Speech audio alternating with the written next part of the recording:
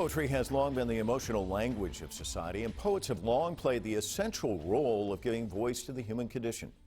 Vijay Seshadri is continuing that tradition today. His Pulitzer Prize-winning collection of poetry, 3 sections, is described as a compelling collection of poems that examine human consciousness. He cites great American writers like Walt Whitman, Elizabeth Bishop, and Emily Dickinson as influences on his work. But his personal journey is also shaped by his experiences as an immigrant and his coming of age in an era of political tumult in the 1960s in the United States.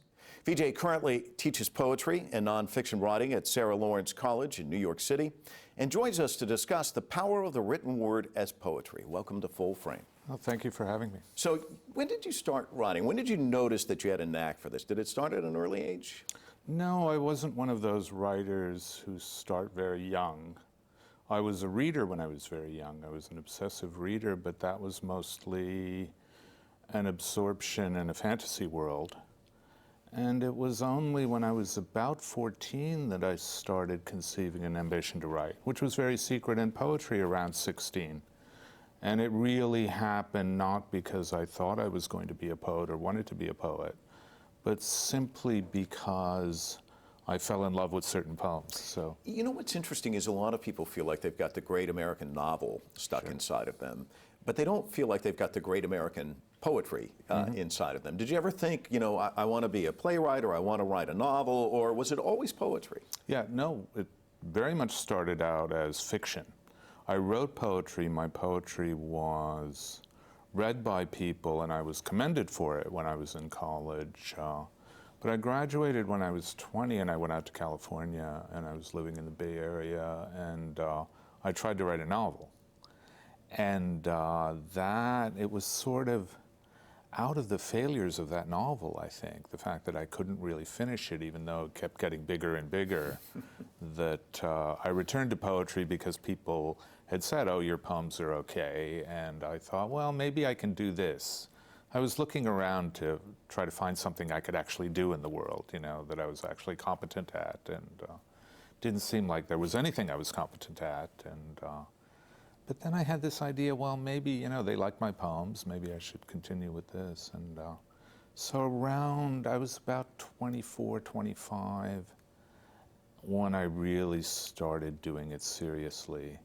And I got increasingly absorbed and interested by the problems, and started thinking more and more that this was what I was meant to do.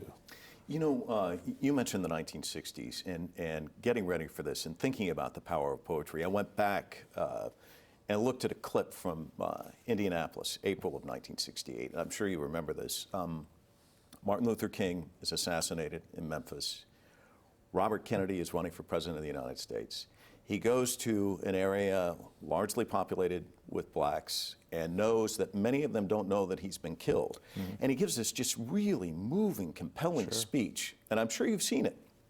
But as he comes to the end, he cites a Greek poet, and he reads, "Even in our sleep, pain which cannot forget falls drop by drop upon the heart, until in our deep despair, against our will, comes wisdom through the awful grace of God." Wow. And it just resonates. And the people, there's this quiet. And in all these cities across the United States, there were riots, there were fires, but not in Indianapolis. Wow. Talk to me about the power of just one poem, how it can just touch people in such a visceral way. I mean, because it doesn't just hit the head, that one does, but it also hits the heart. Yeah, yeah. I mean, yeah, I think poetry has uncanny powers when used in the proper context. And I think historically there were always leaders who were trained in its use. And Robert Kennedy was certainly a part of that generation. You know, you remember Eugene McCarthy from that same period. You know, he was a practicing poet who published poetry. And poetry was always used to, you know, not only address a collective grief in that case, but also to enjoin people to collective action, you know, to convoke a community and stuff like that, you know, I mean, before battles, people would employ poets to rouse up the troops to get ready to fight. Well, poetry does that, whereas a short story or a novel can't. I mean, Yeah. it can hit you in a way that, Right. that other forms of literature cannot. Right, yeah. I mean, I think rhythmic language gives meaning a quality that it otherwise doesn't possess, you know, and it fills it out. I mean, there's that famous quote by the British poet A.E. Housman, who said, I know it's poetry because the hairs on the back of my neck stand up when I hear it. And it is an actual physiological effect that they've, you know, experimented on and proved certain kinds of language will create physiological effects in the body. And You've said that being an immigrant helps a person see the big picture. How so? well, when you find yourself outside of society, you tend to see society as a whole, you know. And an analogy for this would be if you live a certain distance from a city, you can take the whole city in.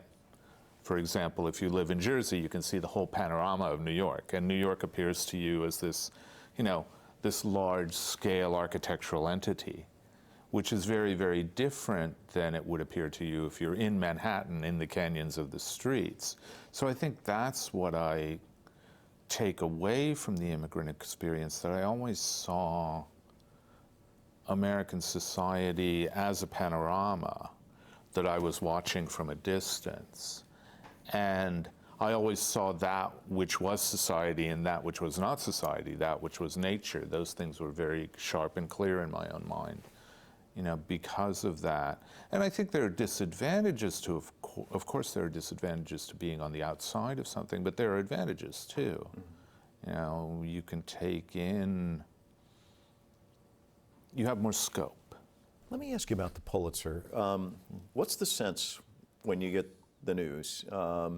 And then I guess at some point you're the Pulitzer Prize winner, but then at some point you go back to Sarah Lawrence and you're in the classroom, you're the teacher again. I mean, how does it change your life, or does it? It does.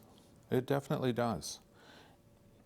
You know, it takes a burden off you in this interesting way, in that I still feel I have a lot to prove as a writer, but I kind of feel that that I have proved something, you know. And I think I always felt that my poems were sufficient proof, you know, but there's always something in the back of your mind that craves a kind of recognition. And the Pulitzer gives you that kind of recognition in an almost absolute way. I mean, it's interesting to me that it's the one American prize that people in the rest of the world really are familiar with and acknowledge. And, you know, people say you don't write poetry for prizes, and you don't write poetry for material success or status or any of those things. If you do, you're kind of crazy, because there are easier ways to acquire those things than being a poet. And I think that's true. I think, you know, poets are motivated by something else. They're motivated by something worldly. I think they want to be great, you know, but it's not necessarily fame that they're motivated by. And so I think if I had not had the Pulitzer, I would probably have gone on and felt that I had a good career as a poet, you know, because I'm published and I was known before the Pulitzer, and I took satisfaction in my work, and I was allowed to teach, basically on the basis of my writing. Right. And so I had a good job, and you know, everything was good, but it's even better now, one would think. Yeah, it's even better now. Yeah. You said it was sufficient proof, and clearly it is. Would you mind reading one of your poems for us right now? Yeah. Well, this is from 3 sections. This is from, yeah, the book that won the prize. And do you always go to one favorite, or do you mix it up? I mix it up mostly, and but I'll read this one poem because actually I read it at a reading last night, and I read it with a bunch of other poets, wonderful poets, and they were all reading kind of poems that were profound, but that were spiritually balanced. So I thought I would read this poem, which is spiritually unbalanced, you know, and We're very much in favor of that. right, yeah. I mean, the poem is called Memoir, and the reason it's spiritually unbalanced is that it's written in the aftermath of my failure to write a memoir, you know. Years ago, I failed to write the novel I wanted to write, and then subsequently, I failed to write the memoir I wanted to write, and had a lot of pages and didn't have a book. And out of that frustration of not having written a lot and having written a lot of prose that I liked, but still not having been able to produce a real book, I wrote this poem. And so it's a sort of a bitter take on the memoir. Orwell says somewhere that no one ever writes the real story of their life. The real story of a life is the story of its humiliations. If I wrote that story now, radioactive to the end of time, people, I swear your eyes would fall out. You couldn't peel the gloves fast enough from your hands scorched by the firestorms of that shame. Your poor hands, your poor eyes, to see me weeping in my room or boring the tall blonde to death. Once I accused the innocent. Once I bowed and prayed to the guilty. I still wince at what I once said to the devastated widow. And one October afternoon, under a locust tree whose blackened pods were falling and making illuminating patterns on the pathway, I was seized by joy, and someone saw me there. And that was the worst of all, lacerating and unforgettable. The power of poetry. Vijay, thank you so much for Thank coming you. in. Really appreciate it. Coming up next, one of this year's best-selling authors will be here to let us all in on the secret to finding the new and improved version of ourselves.